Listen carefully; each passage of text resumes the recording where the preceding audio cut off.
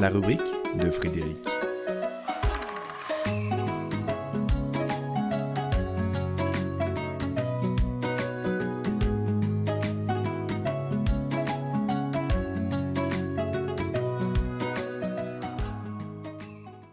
Far West, Far Est, plein phare sur nos phares.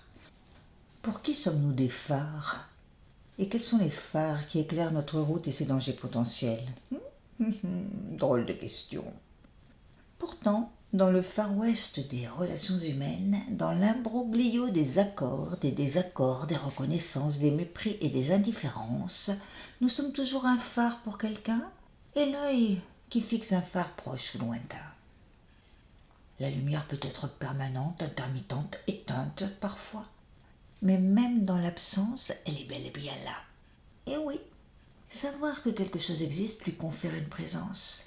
La présence d'un manque perçu comme un manque de la présence. Ainsi, penser à la lumière d'un autre en son absence, le présentifie dans notre actualité, et cet autre, tout absent qu'il est, retient notre attention. Mais si l'on accorde plus de poids à son absence physique qu'à sa présence énergétique, le manque de sa présence n'éclaire plus l'instant que du trouble que génère son absence. Drôle de chose que les rapports humains qui se tissent dans le visible comme dans l'invisible, dans le plein comme dans le vide, sans même que nous réalisions que les fils qui nous relient sont une trame infiniment structurée, une matrice qui donne corps à notre adelphité. Dans les méandres des tissages sociaux, il en est un, le plus intime, celui de la famille.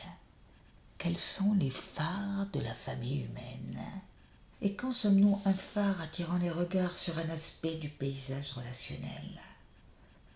Tout ce dont nous témoignons sème un brin de lumière sur un état, des valeurs, un contexte particulier.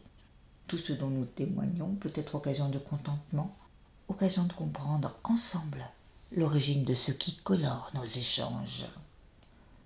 Se considérer mutuellement comme des phares et réaliser que ce que nous actualisons sur la scène du quotidien dépend d'histoires karmiques qui se nouent et se dénouent au sein du grand chantier école qu'est la Terre, invite à ne pas tirer de conclusions hâtives. Notre classe humaine apprend des expériences individuelles et collectives qu'elle traverse jusqu'à en comprendre toutes les articulations visibles et invisibles. Chacun, chacune peut être un phare, à l'est, à l'ouest, au nord, au sud. Et pour ne pas se perdre, il y a, parsemant le chemin, de multiples petites lumières, les nôtres, celles des uns, des autres, qui tracent une trame lumineuse et enveloppent nos espaces.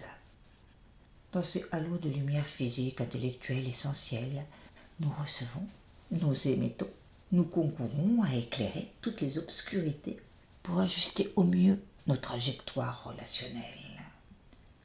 Regardons les phares qui nous attirent. Qu'éclairent-ils? Regardons les phares que nous sommes.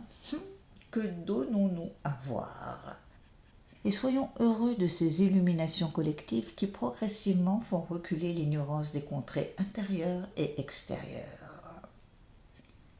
Soyons des phares heureux, effarés de nos possibilités d'éclairage, d'éclaircissement et de rayonnement. Magique ou effarant, c'est selon.